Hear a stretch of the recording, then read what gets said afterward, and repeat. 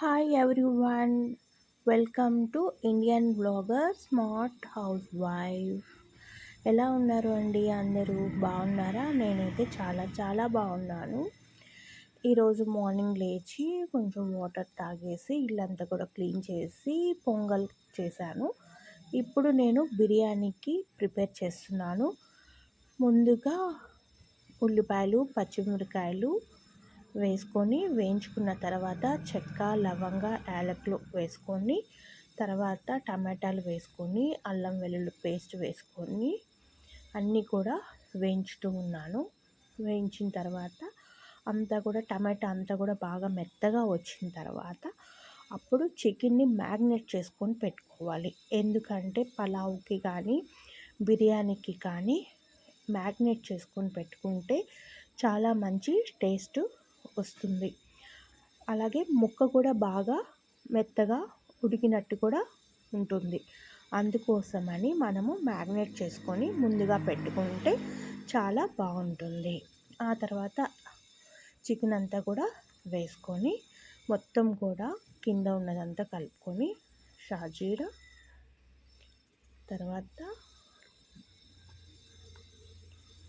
పుదీనా ఎండిపోయింది వేస్తే చాలా టేస్ట్గా ఉంటుంది. తర్వాత బిర్యానీ ఆకు వేసి అంతా కూడా కలుపుకోవాలి.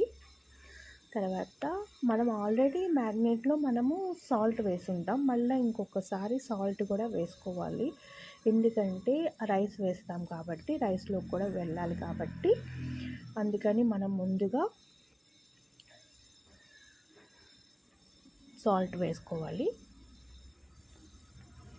తర్వాత అంతా కూడా ఒకసారి బాగా కలిపేసుకోవాలి.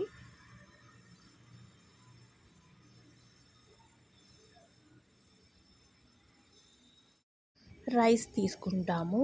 మనకి ఎంత రైస్ కావాలి అనేది మనం చూసుకోవాలి. అక్కడ మనకు ఒక కప్పుకి 1.5 గ్లాస్ వాటర్ తీసుకోవాలి. రైస్ని బట్టి ఉంటుంది. పాత బియ్యం ఉంటుంది బిర్యానీ రైస్లో, కొత్త రైస్ అని ఉంటుంది. దాన్ని బట్టి మనం చూస్ చేసుకొని చేయాలి. నేను ఇక్కడ 2 గ్లాసులున్నర తీసుకుంటున్నాను. మార్నింగ్కి, ఈవినింగ్కి అదే డిన్నర్కి కూడా సరిపోయేటట్టుగా మనకు తీసుకుంటున్నాను.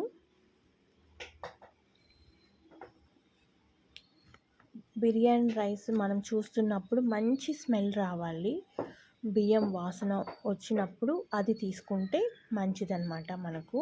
ఎందుకంటే రైస్ మెత్తగా అవ్వదు, ముక్కలు ముక్కలుగా కూడా అవ్వదన్నమాట.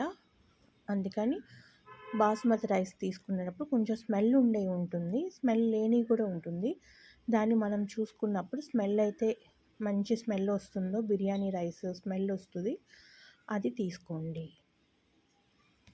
తర్వాత కడిగేసి తర్వాత ఆ నీళ్ళని మనము కరివేపాకు చెట్టుకి వేసుకోవాలి. అలాగే వాటర్లో నానబెట్టుకొని మనం ఉంచాలన్నమాట.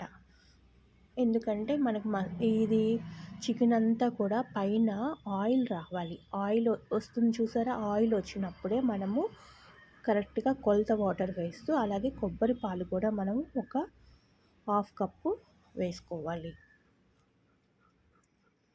మొత్తం కూడా చికెన్లో వేసుకున్న తర్వాత రైస్ కూడా మనము వేసుకోవాలి. అయితే ఇక్కడ ఏంటంటే మనకు ముందుగా ఆయిల్ మాత్రం పైకి తేలాలి చికెన్, అప్పుడు మనకు నీసు వాసన అనేది రాకుండా ఉంటుందన్నమాట. ఆ తర్వాత మనం కడిగి పెట్టుకొని నానబెట్టుకున్న రైస్ని మనం బిర్యానీ రైస్ని వేసుకోవాలి. పొంగు వస్తుంది చూసారా? ఆ పొంగు వచ్చినప్పుడు మనం ఈ రైస్ అంతా సిమ్లో పెట్టుకొని వేసుకున్న తర్వాత మనము హైలో పెట్టుకొని బాయిల్ చేసుకోవాలి. హైలో పెట్టుకొని బాయిల్ చేస్తే మొత్తం కూడా ఉడికిపోతుంది. ఉడికిపోయిన తర్వాత మూత పెట్టుకొని సిమ్లో పెట్టేసుకుంటే మనకు బిర్యానీ అయిపోతుంది. ఈలోపు నేను ఇల్లంతా కూడా ఒకసారి ఎక్స్ట్రా ఉన్న సామాన్లన్నీ కూడా తీసేస్తున్నాను. తీసేసి నీట్గా ఇల్లంతా కూడా సర్దేసుకుంటున్నాను, హాల్ అంతా. ఎందుకంటే ఎవరైనా వచ్చినప్పుడు అక్కడే కదా కూర్చుంటారు, అందుకని అయిపోయిన తర్వాత పెరుగు పచ్చడికి రెడీ చేస్తున్నాను. ఉల్లిపాయలు, పచ్చిమిరపకాయలు, టమాటా కూడా వేసుకోవాలండి. చాలామంది క్యారెట్ అన్నీ వేసుకుంటారు, కీర. అలాగే నేనైతే ఎక్కువగా ఉల్లిపాయలు, పచ్చిమిరపకాయలు, టమాటాలు ఈ 3 కూడా వేసుకొని పెరుగు పచ్చడి చేసుకుంటాను.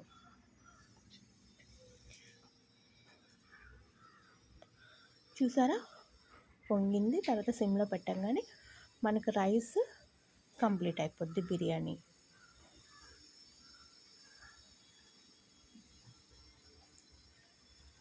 చాలా టేస్టీగా ఉంటుంది. దీనిలో కొంచెం మనం నిమ్మకాయ పిండుకోవచ్చు, లేదంటే మనం తర్వాత అయినా మనం నిమ్మకాయని మనం పిండుకోవచ్చు. అలాగే కిచెన్ కూడా అవన్నీ కూడా తీసేసి నీట్గా కూడా వంటగదికి సర్దేశాను. దోశకి వేసి పెట్టి ఉంచాను, రేపటికి మండే కాబట్టి మనకు దోశ రెడీ చేసుకోవాలి.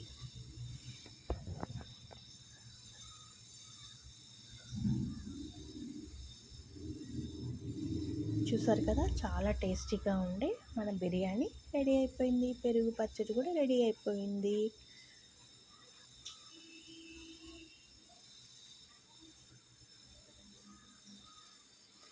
నిమ్మకాయలు తర్వాత అయిపోయిన తర్వాత బెడ్రూమ్ సర్దేశాను అండి. బెడ్రూమ్ కూడా నీట్గా అయిపోయింది.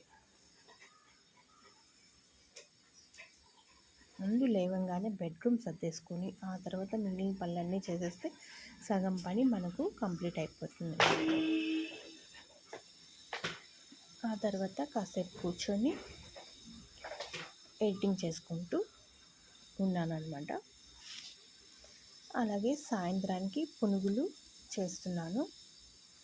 పునుగుల్లో కొంచెం బియ్యం పిండి, కొంచెం మైదా పిండి, జీలకర్ర, సోడా ఉప్పు వేసుకొని ఇలా పునుగులు చేసుకుంటే వేడి వేడిగా సాయంత్రానికి చాలా టేస్టీగా ఉంటుంది. ఒకేసారి మనం పెద్ద కళాయి పెట్టుకొని ఒకేసారి వేసుకుంటే చాలా బాగుంటుంది. ఇవన్నీ కూడా బాగా గట్టిగా కాకుండా కొంచెం మెత్తగా ఉండేటట్టుగా, మరి కలర్ రాకుండా మధ్యలో మనం తీసేస్తే మెత్తగా ఉంటుంది. తర్వాత చూడ్డానికి కూడా చక్కటి కలర్లో ఉంటుందన్నమాట. పిల్లలకి ఎంతో ఇష్టమైన పునుగులు చేశానన్నమాట. సాయంత్రానికి ఇలా పునుగులతో సరిపెట్టుకున్నాము. ఆ తర్వాత నైట్కి డిన్నర్ చేసేసాం. డిన్నర్ చేసిన తర్వాత అలా మిద్దె మీదకి వెళ్ళాము. చాలా చల్లటి గాలి, చాలా బాగుంది. మిద్దె మీద నెలవంకలాగా పైన ఉంది కాబట్టి ఆ నెలవంకతో ఒక 4-5 ఫొటోస్ తీసుకుందామని అనుకున్నాము. అందుకని తినేసి అలా వెళ్ళి నెలవంక ఫొటోస్ అన్నీ కూడాను తీసుకున్నాను. మీకు చూపిస్తాను, చూడండి. సాయంత్రం అలా పైకి వెళ్తే మార్నింగ్ నుంచి సాయంత్రం వరకు మనం ఎంత పని చేసినా కాసేపు మనం రిలాక్స్ అవ్వడానికి అలా మిద్దె మీద అలా ప్రకృతిని చూస్తూ కూర్చుంటే చాలా బాగుంటుంది అన్నమాట. నేనైతే చాలా ఎంజాయ్ చేశాను. పునుగులు పైకి తీసుకొని వెళ్ళిపోయి కూర్చొని కాసేపు తింటూ కాసేపు అక్కడే వీడియో ఎడిటింగ్ చేసుకుంటూ కూర్చున్నాను అన్నమాట.